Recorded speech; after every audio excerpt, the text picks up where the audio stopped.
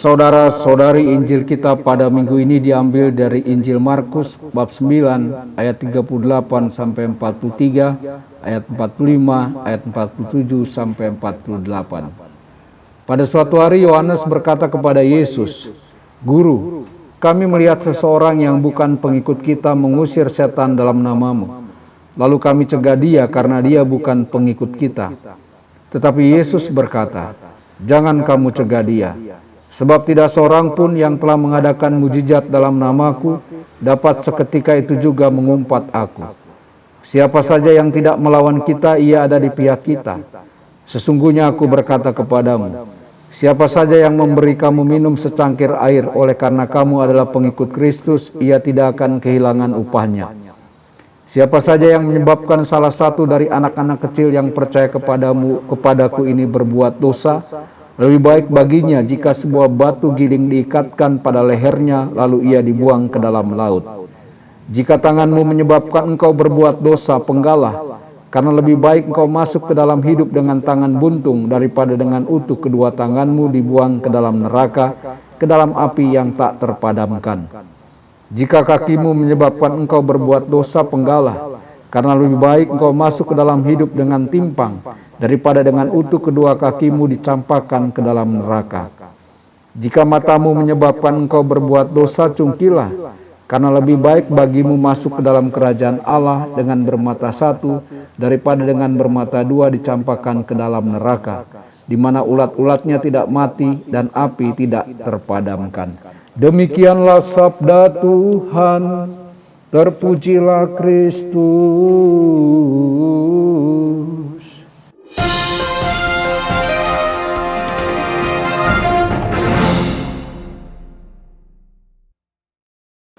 Saudara dan saudari terkasih dimanapun Anda berada, jumpa lagi dengan saya Romo Tedens dalam saluran Warta Kabar Sukacita.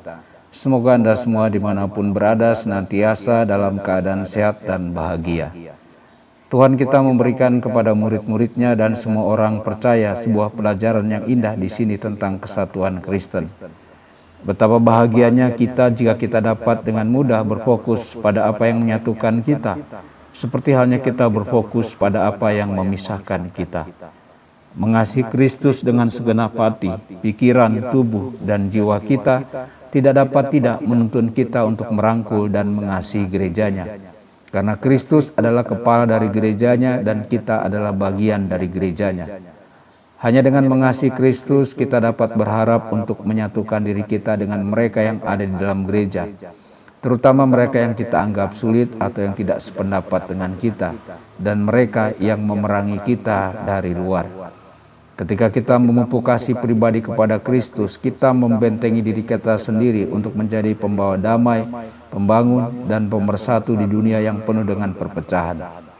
Saudara-saudari, Paulus menasihati kita, janganlah kamu ditaklukkan oleh kejahatan, tetapi kalahkanlah kejahatan dengan kebaikan. Dan kita menerima kebaikan itu ketika kita menghabiskan waktu bersama Kristus dan menghidupi misi pribadi kita. Kristus berjanji bahwa jika kita memberikan secangkir air kepada seseorang dalam namanya, kita akan diberi upah.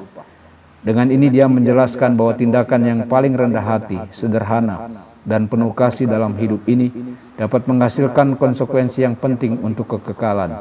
Saudara-saudari, seberapa sering kita merenungkan pernyataan Kristus ini secara mendalam?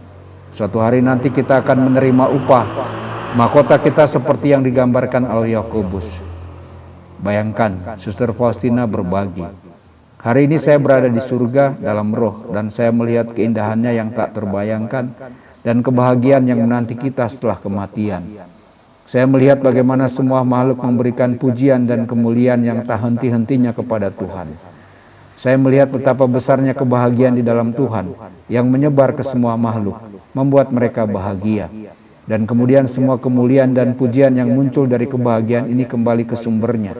Dan mereka masuk ke dalam kedalaman Tuhan, merenungkan kehidupan batin Tuhan, Bapa, Putra, dan Roh Kudus yang tidak akan pernah mereka pahami. Sumber kebahagiaan ini tidak berubah dalam esensinya, tetapi selalu baru, memancarkan kebahagiaan bagi semua makhluk. Saudara-saudari, Meskipun Kristus berbicara tentang upah surgawi dalam kitab ini, Ia juga memperingatkan kita bahwa menyebabkan seseorang berdosa dapat mengakibatkan penghukuman bagi kita sendiri. Namun penghukuman tidak akan pernah dipaksakan kepada kita. Kita akan memilihnya melalui tindakan-tindakan kita dalam hidup ini. Untuk memperoleh keselamatan, kita harus gemetar ketika membayangkan bahwa kita akan binasa.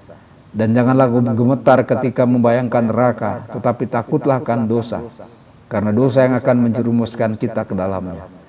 Orang yang takut akan dosa akan menghindari kejadian-kejadian yang berbahaya, seringkali menyerahkan dirinya kepada Allah, dan mencari jalan untuk menjaga dirinya tetap dalam keadaan kasih karunia.